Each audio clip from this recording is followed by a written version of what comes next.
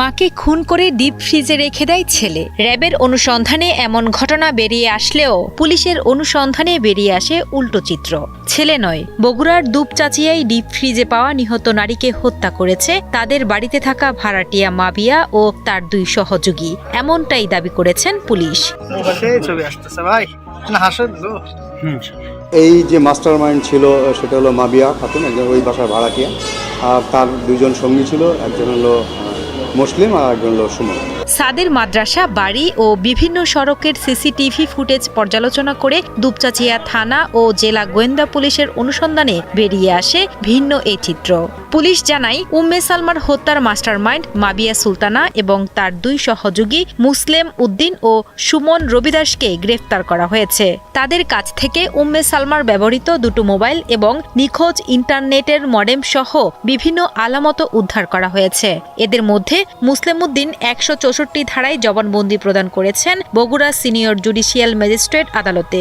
বাকি 2 জনকে নেওয়া হয়েছে 2 দিনের রিমান্ডে। আসলে আমরা প্রথম থেকেই তদন্ত করতেছিলাম। প্রথম তদন্তে আমরা যখন সাতকে সাবজেক্ট মনে হয়েছে তখন আমরা তার কলেজে যাই। কলেজে যে তার টোটাল ভিডিও ফুটেজটা আমরা নিই এবং ওই টিচারদের সাথে কথা বলি। প্রত্যেকটা টিচারই বলে যে না, আমার ক্লাসে উপস্থিত ছিল। আর ওর যে ভিডিও ফুটেজ সকাল 8টা থেকে দুপুর 2টা পর্যন্ত, 8:30টায় ক্লাস শুরু হয়, 1:10-এ শেষ হয়।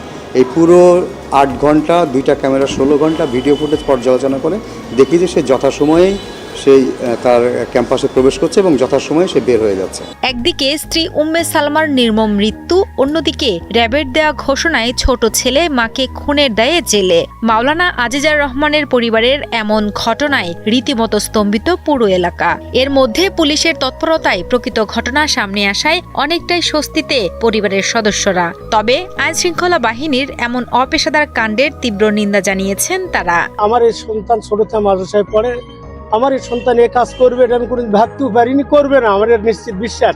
তো র্যাব তারা আমাকে জানাজার পরে রাতে আমাকে আর আমার ছেলেকে নিয়ে যায় ওখানে মধ্যরাতে, মানে আমি পাশে ছিলাম, অনেক প্রচারই তার উপর হয়েছে আর কি।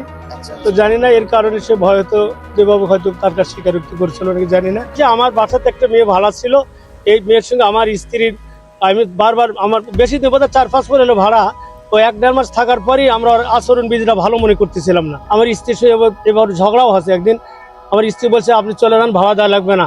সে বলছে যে আপনি কি বলেন, জোরকে বের করে দিতে পারবেন, খারাপের কি দেখেছেন, এ ধরনের কথা সে বলেছে।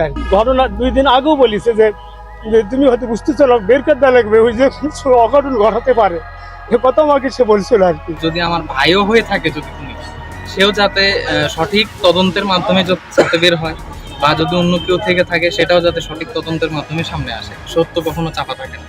তো এই জন্য আমিও ধৈর্য ধরেছিলাম। আমি সবাইকেই বলেছি ধৈর্য ধরে থাকতে, আমার পরিবারকেও বলেছি। তো এখন এই যে আমি ধৈর্যের ফলটা পেয়ে গেলাম।